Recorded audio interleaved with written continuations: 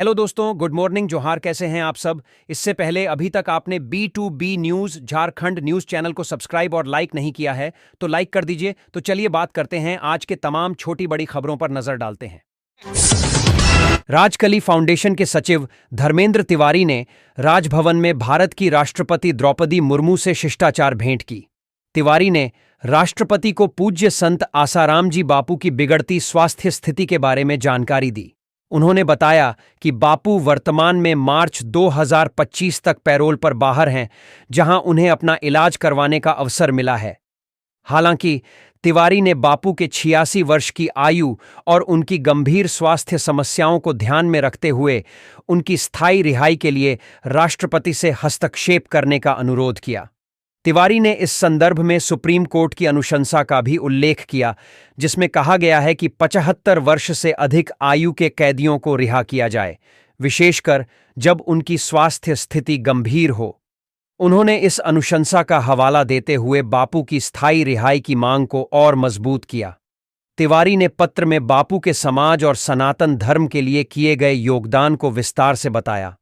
उन्होंने बताया कि बापू ने न केवल धार्मिक और आध्यात्मिक जागरूकता फैलाने का कार्य किया, बल्कि शिक्षा, स्वास्थ्य और आदिवासी गरीबों के लिए कई कल्याणकारी योजनाओं की शुरुआत भी की। बापू की शिक्षाओं ने लाखों लोगों को जीवन के सही मार्ग पर चलने के लिए प्रेरित किया और उनके सामाजिक कार्यों से समाज के विभिन्न वर्गों को लाभ हुआ। तिवारी ने यह भी बताया कि बापू की खराब स्वास्थ्य स्थिति को देखते हुए उन्हें तत्काल और बेहतर इलाज की आवश्यकता है। राष्ट्रपति द्रौपदी मुर्मू ने इस मामले को गंभीरता से लिया और तिवारी द्वारा सौंपे गए पत्र को स्वीकार करते हुए उन्होंने कहा कि हमारे पास फाइल आती है तो मैं सकारात्मक पहल करूंगी।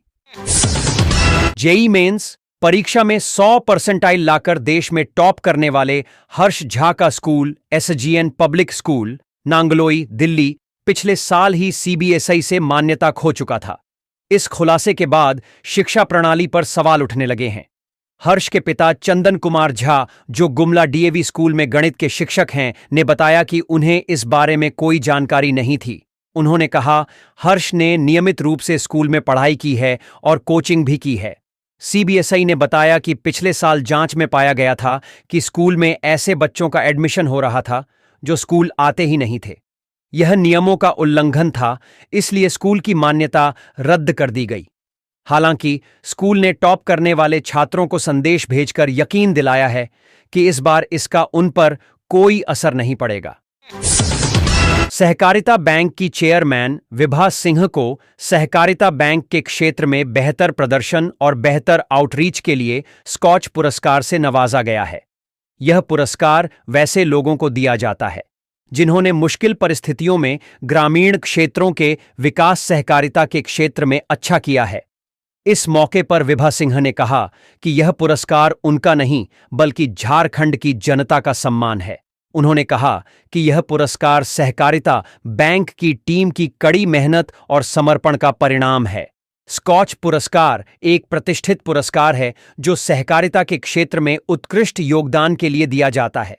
यह पुरस्कार उन लोगों को सम्मानित करता है जिन्होंने ग्रामीण क्षेत्रों के विकास में महत्वपूर्ण योगदान दिया है। झारखंड के धनबाद जिले से एक सनसनीखेज खबर सामने आ रही है। यहां शनिवार को कतरास थाना क्षेत्र से एक युवक का शव बरामद किया गया है, जो बीसीसीएल कर्मी बताया जा रहा है। मृतक की पहचान जहानाबाद के रहने वाले शंकर भुइयां के रूप में की गई है, जो बीसीसीएल में कार्यरत था। मामले की जानकारी मिलते ही मौके पर पहुंची पुलिस ने शव को अपने कब्जे में लेकर पोस्टमार्टम के लिए भेज दिया है। इसके साथ ही पुलिस पूरे मामले की गहनता से जांच कर रही है। घटना के संबंध में स्थानीय लोगों ने जानकारी दी कि सुबह शौच के लिए जंगल की ओर जाते वक्त उन्होंने झाड़ी में पड़ा युवक का शव देखा। युवक मुंह के बल झाड़ी में गिरा हुआ था। इसकी सूचना ग्रामीणों ने तुरंत पुलिस को दी। मौके पर पहुंची पुलिस ने शव को कब्जे में लेकर आसपास के लोगों से पूछताछ की। इसके बाद शव को पोस्टमार्टम के लिए भेज दिया गया। वहीं पूछताछ में पुलिस को पता चला कि मृतक अपने ससुराल गजलीटांड में रहता था। वह मूल रूप से जहानाबाद से ताल्लुक रखता है। हालांकि अब तक उसके मौत का असल कारण पता नहीं चल पाया है। पुलिस ने कहा कि मामले की जांच करने के बाद ही घटना की पूरी जानकारी मिल पाएगी। मुख्यमंत्री हेमंत सोरेन ने 38वें राष्ट्रीय खेलों में झारखंड के खिलाड़ियों को 25 पदक मिलने पर बधाई दी है। उन्होंने अपने सोशल मीडिया हैंडल पर खेल एवं युवा कार्य निदेशालय झारखंड के पोस्ट को साझा किया और खिलाड़ियों को बधाई दी। इस अवसर पर मुख्यमंत्री हेमंत सोरेन ने झारखंड के खिलाड़ियों की उपलब्धि पर गर्व व्यक्त किया और उनके भविष्य के लिए शुभकामनाएं दी। उन्होंने यह भी कहा कि झारखंड सरकार खेलों के विकास के लिए प्रतिबद्ध है और खिलाड़ियों को हर संभव समर्थन प्रदान करेगी। जामताड़ा पुलिस अधीक्षक को मिली गुप्त सूचना के आधार पर पुलिस निरीक्षक जयंत तिर्की के नेतृत्व में बनी टीम ने एक साइबर अपराधी को गिरफ्तार किया है। टीम में अवर निरीक्षक मनीष कुमार गुप्ता, प्रकाश सेठ सहायक अवर निरीक्षक स्टैनली हेम्ब्रम और अन्य पुलिसकर्मी शामिल थे। गिरफ्तारी नारायणपुर थाना क्षेत्र के सौलापुर, उदयपुर के पास से हुई है। गिरफ्तार साइबर अपराधी का नाम चंद्रदेव मंडल है। साइबर थाना के डीएसपी चंद्रशेखर ने प्रेस कॉन्फ्रेंस के दौरान जानकारी दी कि गिरफ्तार आरोपी के खिलाफ साइबर अपराध थाना कांड संख्या 12-20-5 के तहत मामला दर्ज किया गया है। उसे जेल भेज दिया गया है। आरोपी के पास से 3 मोबाइल फोन और 4 सिम कार्ड बरामद किए गए हैं। उन्होंने बताया कि यह आरोपी लोगों को आईसीआईसीआई बैंक के क्रेडिट कार्ड बंद होने का झांसा देकर उनके मोबाइल में एपीके फाइल भेजता था। फाइल डाउनलोड कराकर वह क्रेडिट कार्ड की गोपनीय जानकारी प्राप्त करता था। यह अपराधी उत्तर प्रदेश, पश्चिम बंगाल और बिहार में सक्रिय था।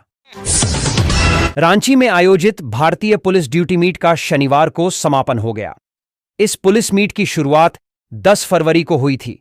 5 दिन तक चले इस प्रतियोगिता में तेलंगाना पुलिस ओवरऑल चैंपियन बनी, जबकि दूसरे स्थान पर आंध्र प्रदेश की टीम रही। झारखंड पुलिस की टीम ने 1 गोल्ड और 4 सिल्वर पदक जीते। इसके अलावा मध्य प्रदेश की स्वान दस्ते की टीम ने गोल्ड मेडल जीता। इंफॉर्मेशन टेक्नोलॉजी में तमिलनाडु की टीम विजेता बनी। उल्लेखनीय है कि इस ड्यूटी मीट में कुल 28 टीमों ने भाग लिया था। मुख्यमंत्री ट्रॉफी तेलंगाना ने जीती। डॉग स्क्वाड प्रतियोगिता में बीएसएफ की टीम विजेता रही, जबकि तेलंगाना की टीम दूसरे स्थान पर रही। पुलिस फोटोग्राफी में पहला स्थान तमिलनाडु पुलिस को मिला, जबकि दूसरा स्थान आंध्र प्रदेश पुलिस को मिला। कंप्यूटर अवेयरनेस और आईटी कंपटीशन में आईटीबीपी की टीम ने जीत हासिल की, जबकि बीएसएफ दूसरे नंबर पर रही। एंटी सबोटेज चेक में तेलंगाना की टीम विजेता बनी, जबकि दूसरे नंबर पर एसपीजी की टीम रही। बेस्ट डॉग प्रतियोगिता में मध्य प्रदेश के स्वान दस्ते को गोल्ड मेडल मिला। साइंटिफिक इन्वेस्टिगेशन में तेलंगाना की टीम विजेता रही। दूसरे स्थान पर आंध्र प्रदेश और तीसरे स्थान पर झारखंड पुलिस की टीम रही। NCRB trophy for empowering police with information technology में तमिलनाडु की टीम विजेता बनी। राइफल रिवॉल्वर शूटिंग प्रतियोगिता, बैंड प्रतियोगिता, scientific and crime investigation, police photography, computer awareness, police videography, anti sabotage check, श्वान दस्ते की प्रतियोगिता, विधि विज्ञान परीक्षा, लिखित मेडिको लीगल मौखिक परीक्षा, पुलिस फोटोग्राफी परीक्षा, पुलिस वीडियोग्राफी परीक्षा, क्राइम इन्वेस्टिगेशन, लॉ रूल्स और court judgement, lifting packing police portrait, observation, computer साक्षरता, श्वान प्रशिक्षण और एंटी सबोटेज चेक इन प्रतियोगिताओं में विभिन्न पुलिस टीमों ने भाग लिया था। अलायंस इंडिया साहस प्रोजेक्ट के तहत उत्थान संस्था ने स्टेट वेलफेयर बोर्ड के गठन के तहत ट्रांसजेंडरों के विभिन्न मुद्दों पर प्रेस क्लब में साध्वी अमर सखी और महंत हिमांशी सखी ने मीडिया को संबोधित किया। उन्होंने कहा कि झारखंड में सरायकेला, पश्चिम सिंहभूम, पूर्व सिंहभूम, रांची और धनबाद में लगभग 5000 ट्रांसजेंडर की आबादी है, जिनमें से केवल 7 देश लोगों के पास टीजी कार्ड बनवाया गया है। उन्होंने राज्य सरकार से ट्रांसजेंडरों की जनगणना कराने की अपील की ताकि उनकी वास्तविक संख्या का पता चल सके। उन्होंने यह भी कहा कि समानता के अधिकार के तहत सरकारी और निजी क्षेत्रों में ट्रांसजेंडरों के लिए नौकरियां और सीटें सुनिश्चित की जानी चाहिए। इसके लिए सरकार को ठोस कदम उठाने होंगे। ताकि वे भी समाज और परिवार के अन्य लोगों की तरह आराम से जीवन यापन कर सकें। साध्वी अमर सखी ने बताया कि बचपन में ट्रांसजेंडर होने का पता नहीं चलता, लेकिन युवा होने पर यह पहचान बनती है। इस दौरान समाज और परिवार उन्हें घर से बाहर निकाल देते हैं। इसके कारण कई बार उन्हें जरूरी दस्तावेज भी नहीं मिल पाते, क्योंकि परिवार वाले उन्हें छिपा देते हैं। ऐसे में उन्हें सड़कों पर भटकने, ट्रेनों में भीख मांगने जैसी स्थितियों का सामना करना पड़ता है। झारखंड हाईकोर्ट के एडवोकेट रीतिक सिन्हा और सामाजिक कार्यकर्ता उषा सिंह ने कहा कि ट्रांसजेंडर वेलफेयर बोर्ड के मुद्दों पर आज विचार विमर्श किया गया। उन्होंने कहा कि 2014 में नालसा जजमेंट के माध्यम से सभी राज्य सरकारों को निर्देश दिया गया था कि वे ट्रांसजेंडर वेलफेयर बोर्ड बनाएं, लेकिन झारखंड में अभी तक इस दिशा में कोई कदम नहीं उठाया गया है।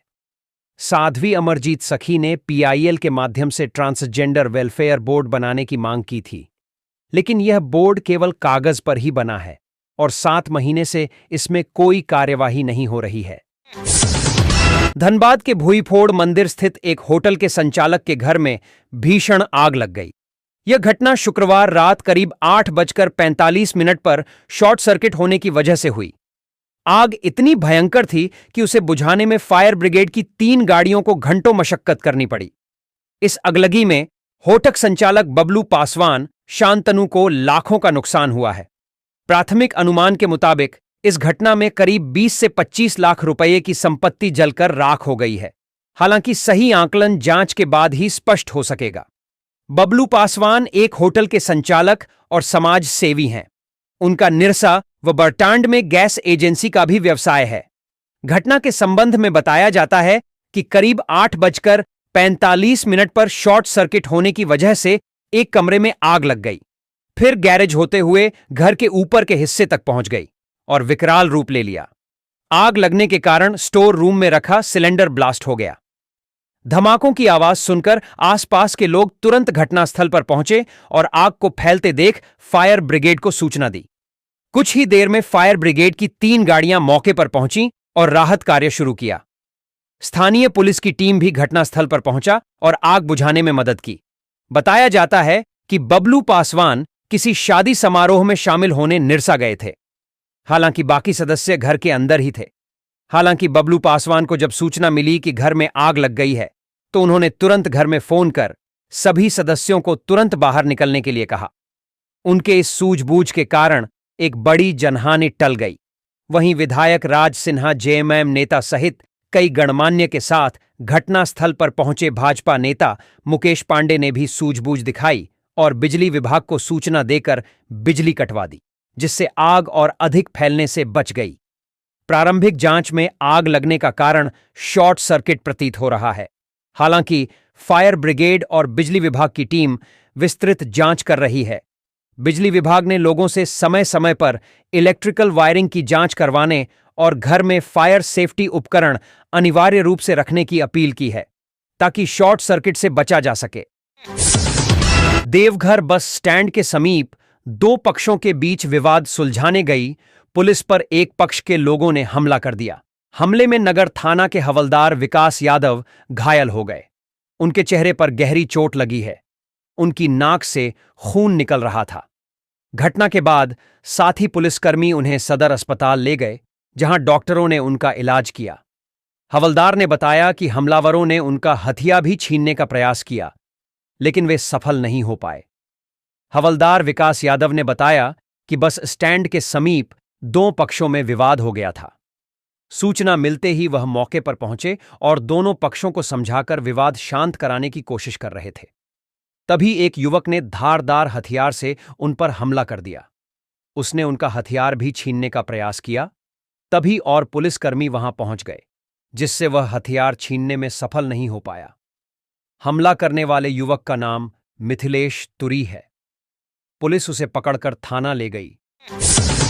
शिवाजी मैदान में 19 फरवरी को प्रमंडल स्तरीय किसान मेला सह प्रदर्शनी का आयोजन होगा। मेला सह प्रदर्शनी के सफल आयोजन को लेकर डीसी शशि रंजन की अध्यक्षता में शनिवार को समाहरणालय सभागार में बैठक हुई। डीसी ने कहा कि किसान मेला के माध्यम से किसानों को कृषि के क्षेत्र में विकसित नवाचारों की जानकारी मिले। इस दिशा में सक्रियता से तैयारी करना सुनिश्चित करें। डीसी ने कहा कि मेला में किसान एक दूसरे किसानों द्वारा उत्पादित सब्जी एवं अन्य उत्पाद के बारे में जानकारी प्राप्त करेंगे। वहीं पशुपालक किसान भी उन्नत नस्ल के पशुओं के बारे में जान सकेंगे। सखी मंडल की महिलाएं भी दूसरे महिलाओं द्वारा किए जा रहे बेहतर कार्य के बारे में जागरूक व प्रज होंगी। मेला के माध्यम से किसान उन्नत खेती, कृषि के क्षेत्र में हो रहे नए प्रयोग एवं उपचारित बीज से उत्पादन को बढ़ावा दिए जाने आदि के बारे में जानकारी प्राप्त कर सकेंगे। डीसी ने कहा कि कृषि एवं पशुपालन के क्षेत्र में विकसित तकनीक अपनाकर किसान अपनी आमदनी को बढ़ा सकेंगे। बैठक के प्रारंभ में जिला कृषि पदाधिकारी दीपक कुमार ने मेला के आयोजन को लेकर की जा रही तैयारियों की जानकारी दी। उपायुक्त ने उन्हें मेला के बेहतर आयोजन का निर्देश दिया।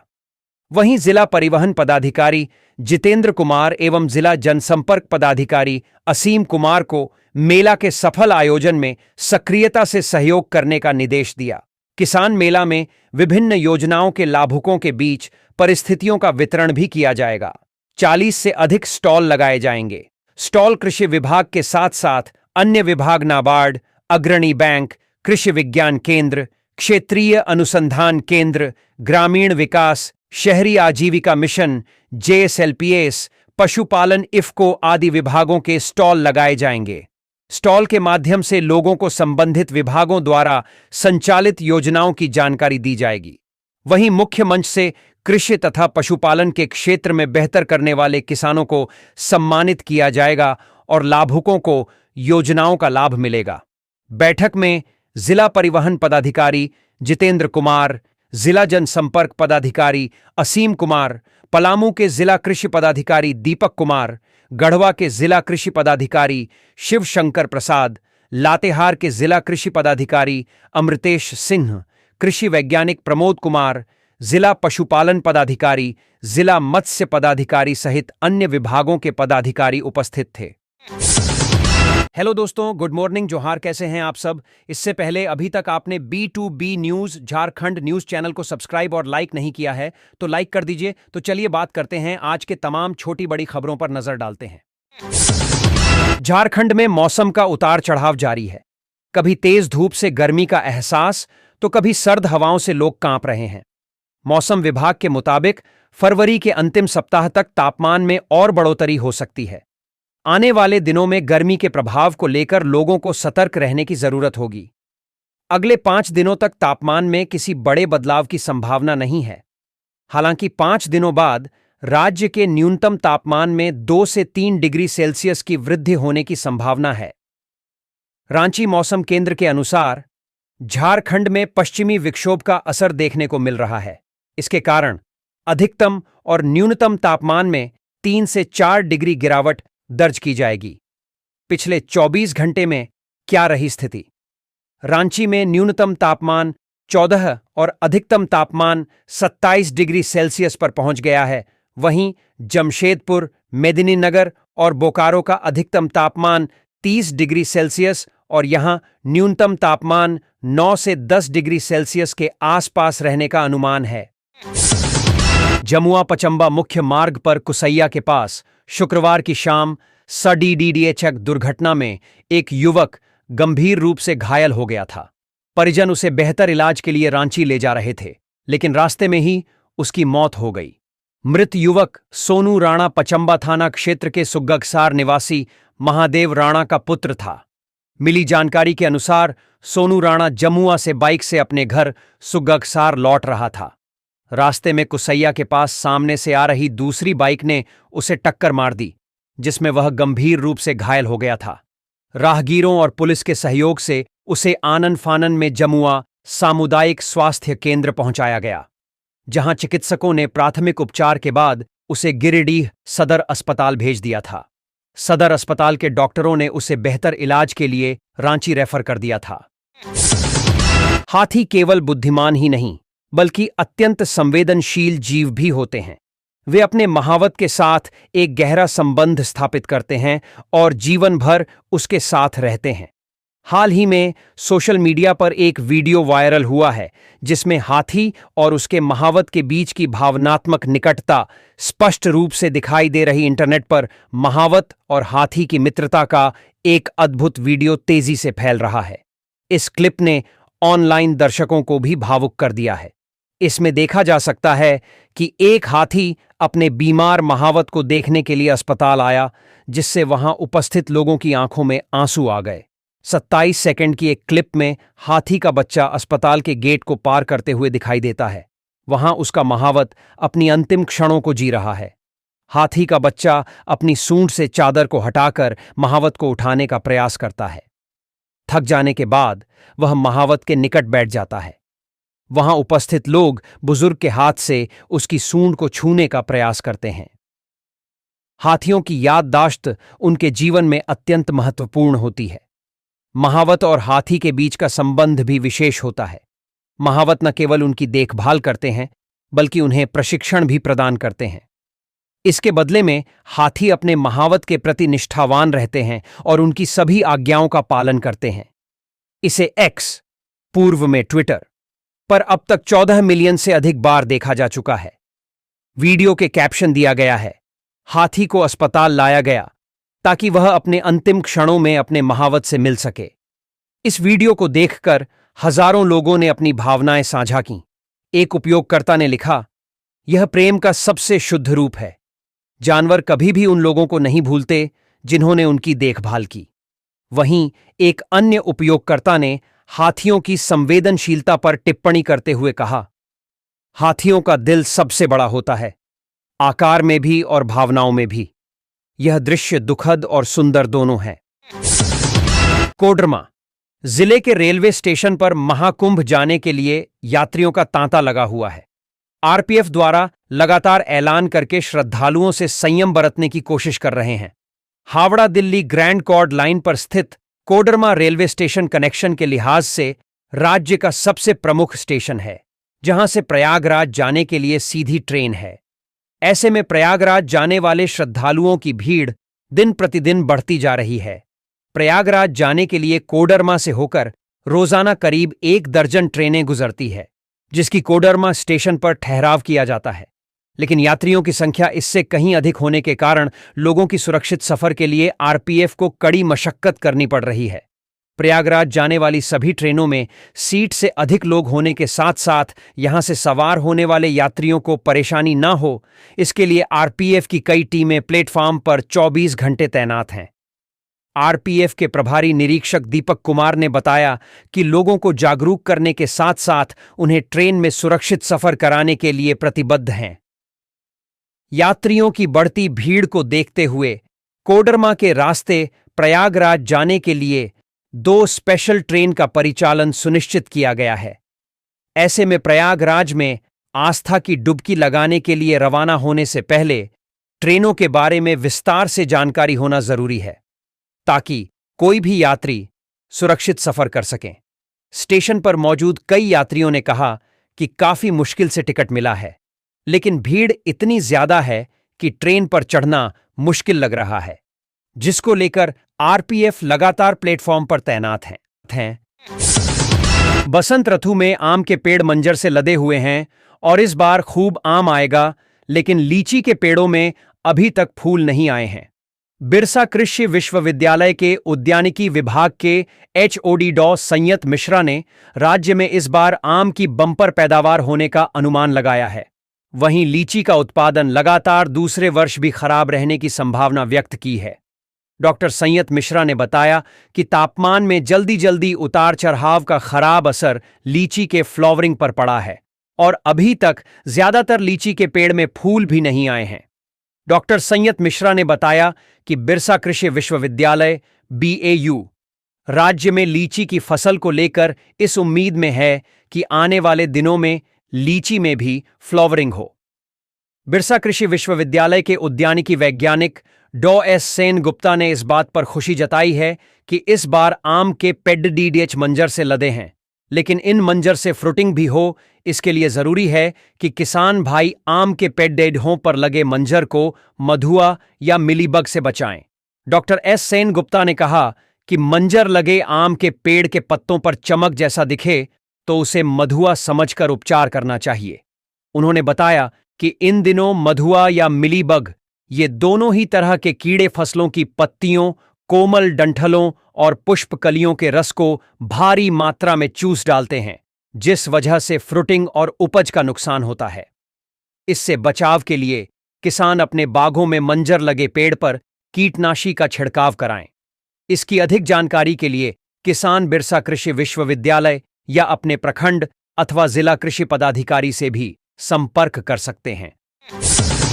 लातेहार पुलिस ने नशा कारोबार के खिलाफ बड़ी कार्रवाई की है। एसपी कुमार गौरव के निर्देश पर पुलिस की टीम ने 80 एकड़ में लगी अफीम की खेती को नष्ट किया है। पुलिस ने लातेहार जिले के हेरहंज और बरियातू थाना क्षेत्र में अलग अलग अभियान चलाकर अफीम की खेती को बुलडोजर और ट्रैक्टर से नष्ट किया है। इस कार्रवाई से अफीम तस्करों को बड़ा झटका लगा है। मिली जानकारी के अनुसार लातेहार एसपी कुमार गौरव को गुप्त सूचना मिली थी कि जिले के हिरहंज थाना क्षेत्र के महुआडांड और खिराखाड़ जंगल में बड़े पैमाने पर अफीम की खेती की जा रही है। सूचना के बाद डीएसपी विनोद रबानी और थाना प्रभारी कृष्णपाल सिंह पवैया के नेतृत्व में जिला पुलिस, सीआरपीएफ और आईआरबी की टीम ने संयुक्त रूप से अफीम की खेती के खिलाफ अभियान चलाया। इस क्रम में हेरहंज थाना क्षेत्र में लगभग 55 एकड़ में लगी अफीम की खेती को ट्रैक्टर, बुलडोजर और डंडों के सहारे पूरी तरह नष्ट कर दिया गया। इस संबंध में डीएसपी विनोद रबानी ने बताया कि लातेहार एसपी को मिली गुप्त सूचना के बाद पुलिस ने यह कार्रवाई की है। उन्होंने कहा कि किसी भी सूरत में अफीम की खेती करने वालों को छोड़ा नहीं जाएगा। अफीम तस्करों के खिलाफ पुलिस लगातार कार्रवाई करेगी। वहीं थाना प्रभारी कृष्णपाल सिंह पवैया ने बताया कि जंगली क्षेत्र में लगाए गए अफीम के फसल को नष्ट कर दिया गया है। साथ ही पुलिस ने तस्करों को चिन्हित करने की कार्रवाई भी शुरू कर दी है। दूसरी ओर बरियातू थाना क्षेत्र के इंदुआ और कर्मटांड गांव के आसपास लगाए गए लगभग 24 एकड़ भूमि में लहलहा रहे अफीम की फसल को थाना प्रभारी देवेंद्र कुमार के नेतृत्व में पुलिस की टीम ने ट्रैक्टर से विनष्ट कर दिया। थाना प्रभारी देवेंद्र कुमार ने बताया कि बरियातू थाना क्षेत्र में अफीम तस्करों के खिलाफ यह बड़ी कार्रवाई हुई है। लातेहार एसपी कुमार गौरव को गुप्त सूचना मिली थी कि जिले के हेरहंज थाना क्षेत्र के महुआडांड जंगल में अफीम तस्करों ने बड़े पैमाने पर अफीम की खेती की है। यह इलाका काफी दुरूह इलाका माना जाता है। पुलिस के लिए यहां पहुंचना आसान नहीं था, लेकिन बालूमाथ डीएसपी विनोद रबानी और थाना प्रभारी कृष्णपाल सिंह पवैया के नेतृत्व में पुलिस की टीम अफीम तस्करों की कमर तोड़ने निकल गई और लगभग 18 किलोमीटर तक उबड़ खाबड़ पगडंडी रूपी जंगली सड़कों पर मोटरसाइकिल से वहां पहुंचे और खेतों में लगी अफीम की खेती को नष्ट किया। हालांकि जिस स्थान पर अफीम की खेती की गई थी वह स्थान बिल्कुल निर्जन था। दूर दूर तक कोई आबादी नहीं थी। घने जंगलों के बीच लगभग 40 से 45 एकड़ वन भूमि को मैदान बनाकर अफीम के फसल लगाए गए थे। अफीम तस्करों ने कल्पना भी नहीं की होगी कि यहां कोई पुलिस का अधिकारी पहुंच सकता है, परंतु तमाम मुश्किलों को पीछे छोड़ते हुए पुलिस और सुरक्षा बलों के जवान खेतों तक पहुंचे और अफीम के फसल को पूरी तरह नष्ट कर दिया।